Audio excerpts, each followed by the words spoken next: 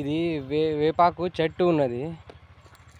మొత్తం ఎండిపోయింది. ఇంతకుముందు బాగా పచ్చగా ఉండే, మొత్తం ఎండిపోయింది. అమ్మ రోజు రోజు చెప్తాంది కట్టెలు తీసుకురా అని పొయ్యి కోసం. ఏమో అగ్గి పెడదామంటే ఈ కాలంలో అగ్గి పెట్టుడే మానేసినాం. అసలు హీటరు అదే వాడుకుంటున్నాము. ఈ చెట్టు కట్టెలు మస్తు వెళ్తాయి కానీ ఇప్పుడు కట్టెలు తెంపబుద్ధి అవుతలేదు. ఇవన్నీ ఈ చింతకాయలు చూడండి మా చేనులో ఎట్లా ఉన్నాయి చింతకాయలు.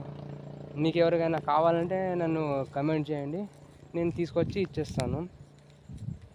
కనబడుతున్నాయి చింతకాయలు. చింతకాయ చెట్టు కిందనే మా బావి ఉంటుంది. రెండు ఉన్నాయి చింతకాయ చెట్లు. ఇది చూడండి, అటు ఒకటి ఉన్నది, ఇటు ఒకటి ఉన్నది. మళ్ళా మధ్యలో జామకాయ చెట్టు ఉండే. ఈ జామకాయ చెట్టు బాగా పెద్దగా ఉండే ఇంతకుముందు. ఇప్పుడు అది మొత్తం వెళ్ళిపోయింది, ఆకులు మొత్తం రాలిపోయినాయి.